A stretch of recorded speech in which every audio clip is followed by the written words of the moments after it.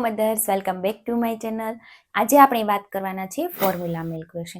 એટલે કે ઘણીવાર મધરને જો મધર મિલ્ક ઓછું આવતું હોય તો બાળકોની સાથે ફોર્મ્યુલા મિલ્ક પણ આપે છે. અને હા, જરૂરી વાત એ પણ છે કે જ્યારે બાળકોને આપણે ફોર્મ્યુલા મિલ્ક આપીએ છીએ ત્યારે ઘણી વસ્તુઓનું ધ્યાન પણ રાખવું જોઈએ જે આપણે નથી જાણતા. તો ચલો આજના વિડીયોમાં આપણે જાણીશું કે બાળકોને ફોર્મ્યુલા મિલ્ક આપતી વખતે કઈ કઈ બાબતોનું ધ્યાન રાખવું જોઈએ. તો ચલો વિડીયોની શરૂઆત કરીએ. નંબર 1, જ્યારે બાળકોને ફોર્મ્યુલા મિલ્ક આપીએ છીએ ત્યારે બાળક ખૂબ સારી રીતે ઊંઘ પણ કરે છે અને બાળકનું પેટ લાંબા સમય સુધી ભરેલું પણ રહે છે. પરંતુ હા, જ્યારે પણ બાળકોને ફોર્મ્યુલા મિલ્ક આપીએ છીએ બાળક ખૂબ સારી રીતે ઊંઘ પણ કરે છે. પરંતુ હા, તેની જે યોગ્ય માત્રા નક્કી કરેલી હોય, એટલે કે બાળકો માટે જે યોગ્ય નક્કી કરેલું હોય એટલું જ દૂધ આપવું જોઈએ. વધારે ફોર્મ્યુલા મિલ્ક બાળકોને તે સમયે ના આપવું જોઈએ, કેમ કે જો વધારે પેટ ભરાઈ જશે તો બાળક સારી રીતે ઊંઘ પણ નહીં કરે, ચીડચીડિયું થઈ જશે અને તેને પેટ ફૂલવા જેવી સમસ્યાઓ પણ થશે. માટે નક્કી કરેલા માપ મુજબ જ બાળકોને ફોર્મ્યુલા મિલ્ક આપવું જોઈએ. નંબર 2 છે બાળકોનું ફોર્મ્યુલા મિલ્ક જ્યારે પણ બનાવીએ છીએ ત્યારે તે ફોર્મ્યુલા મિલ્ક 30 મિનિટની અંદર જ બાળકોને આપી દેવું જોઈએ. ઘણીવાર મધર્સ એવું કરે છે કે ફોર્મ્યુલા મિલ્ક જો વધે છે તો તેને ગરમ કરીને બાળકોને ફરીથી આપે છે. પરંતુ મધર્સ આ ભૂલ બિલકુલ પણ નથી કરવાની, કેમ કે 30 મિનિટ પછી તે મિલ્કમાં ઘણા કીટાણુઓ એટલે કે ઘણા જીવાણુઓ બની જાય છે. એટલે કે જો ફોર્મ્યુલા મિલ્ક લાંબા સમય સુધી પડ્યું રહેશે તો તેની અંદર ઘણા બેક્ટેરિયા થઈ જાય છે.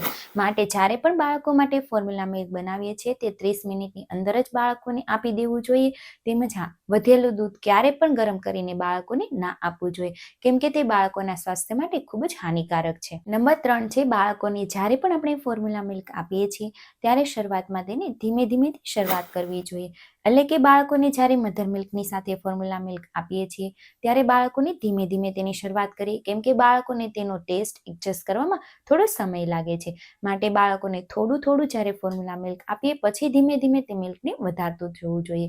એક સાથે વધારે ફોર્મ્યુલા મિલ્ક બાળકોને શરૂઆતમાં ના આપવું જોઈએ. નંબર 4 છે ફોર્મ્યુલા મિલ્ક અને મધર મિલ્ક ક્યારે પણ એક સાથે મિક્સ કરીને બાળકોને ના આપવું જોઈએ.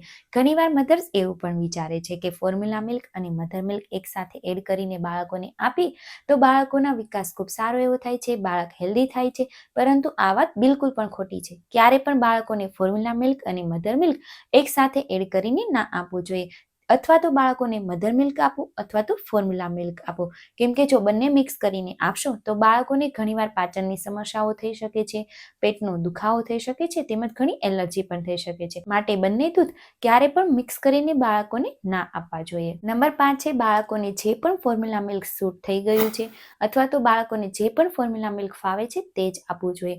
શરૂઆતમાં બાળકોને જ્યારે ફોર્મ્યુલા મિલ્ક આપો અને તે મિલ્ક જો બાળકોને સૂટ થઈ જાય છે, બાળકોને તેનો ટેસ્ટ પણ ભાવે છે, તો તે ફોર્મ્યુલા મિલ્ક જ બાળકો માટે શરૂ રાખવું જોઈએ. ક્યારે પણ અલગ અલગ બ્રાન્ડ બદલવી ના જોઈએ. એક જ ફોર્મ્યુલા મિલ્ક બાળકો માટે શરૂ રાખવું જોઈએ. જો ડોક્ટર સલાહ દે અથવા તો ડોક્ટર સજેસ્ટ કરે તો જ આપણે બાળકોનું તે બ્રાન્ડ બદલવી જોઈએ, અથવા તો બાળકોને જે પસંદ છે તે જ ફોર્મ્યુલા મિલ્ક બાળકોને આપતું રહેવું જોઈએ. નંબર 6 છે જે ખાસ ઇમ્પોર્ટન્ટ છે, એટલે કે શરૂઆતમાં જ્યારે આપણે બાળકોને ફોર્મ્યુલા મિલ્ક આપીએ છીએ ત્યારે ઘણીવાર બાળકોને ઉલટી થાય છે, પેટનો દુખાવો થાય છે, રેશિશ થાય છે, અથવા તો બાળક જો સતત રડ્યા કરે છે તો તે સમયે ડોક્ટરની સલાહ જરૂરથી લેવી જોઈએ. કેમ કે ઘણીવાર એવું પણ બની શકે કે શરૂઆતમાં ફોર્મ્યુલા મિલ્ક બાળકોના શરીરને સૂટ ના થતું હોય, તેના લીધે બાળકોને ઘણી સમસ્યાઓ પણ થઈ શકે છે. માટે જો આવું કંઈ પણ લક્ષણ દેખાય તો ડોક્ટરની સલાહ જરૂરથી લેવી જોઈએ. નંબર 7 ખાસ વાત, એટલે કે જ્યારે પણ આપણે બાળકોને મધર મિલ્ક આપીએ ત્યારે ખૂબ જ પ્રેમથી અને વહાલથી આપીએ છીએ. તો ફોર્મ્યુલા મિલ્ક પણ બાળકોને એવી જ રીતે તેની પાસે બેસીને તેમજ ખૂબ જ વહાલથી અને ખૂબ જ પ્રેમથી બાળકોને આપવું જોઈએ, જે બાળકોને ખૂબ જ પસંદ પણ હોય છે અને બાળકોને એવો અહેસાસ હોય છે કે મારી મમ્મા મારી પાસે બેઠી છે. તો ફોર્મ્યુલા મિલ્ક જ્યારે બાળકોને આપીએ છીએ તો ઘણી વસ્તુઓનું ધ્યાન રાખવું પણ ખૂબ જ જરૂરી હોય છે. તો ચલો ઘણી ટિપ્સ પણ આપો. એટલે કે ફોર્મ્યુલા મિલ્ક જ્યારે પણ બનાવીએ છીએ ત્યારે હંમેશા ઉકાળેલું પાણી જ આપણે યુઝ કરવું જોઈએ. એટલે કે મિલ્ક બનાવતી વખતે જે પાણી વાપરીએ છીએ તે આપણે ગરમ કરેલું હોવું જોઈએ. તેમજ આ ફોર્મ્યુલા મિલ્ક ડોક્ટરની સલાહથી ડોક્ટરે જે કહ્યું છે તે જ બાળકોને આપવું જોઈએ. જ્યારે પણ ફોર્મ્યુલા મિલ્ક આપીએ છીએ ત્યારે તે મિલ્કની બ્રાન્ડ અલગ અલગ આપણે બદલતી ના રહેવી જોઈએ. જે બાળકોને સૂટ થઈ ગયું છે તે જ આપવું જોઈએ. તેમજ આ ફોર્મ્યુલા મિલ્કની અંદર જે માપ હોય એટલે કે પાણી કેટલું અને પાવડર કેટલો લેવાનો છે તે જે માપ લખેલું હોય તે જ પ્રમાણે બાળકોને આપવું જોઈએ. વધારે પાણી અથવા તો વધારે પાવડર એડ કરીને બાળકોને બિલકુલ ના આપવું જોઈએ.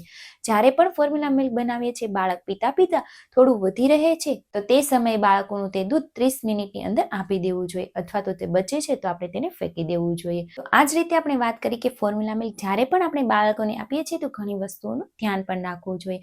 પરંતુ હા, મધર્સ જ્યાં સુધી બાળકો બ્રેસ્ટ ફીડિંગ કરે છે અને જો મધરને મિલ્ક સારું એવું આવે છે તો બાળકોને તે સમયે ફોર્મ્યુલા મિલ્ક જરૂરથી અવોઇડ કરો અને બાળકોને 1.5 થી 2 વર્ષ સુધી બ્રેસ્ટ ફીડિંગ જરૂરથી કરાવો, કેમ કે તે બાળકો માટે ખૂબ જ હેલ્ધી છે. તો આ રીતે આજે આપણે વાત કરી કે બાળકોને જ્યારે પણ ફોર્મ્યુલા મિલ્ક આપીએ છીએ ત્યારે ઘણી વસ્તુઓનું ધ્યાન રાખવું જોઈએ.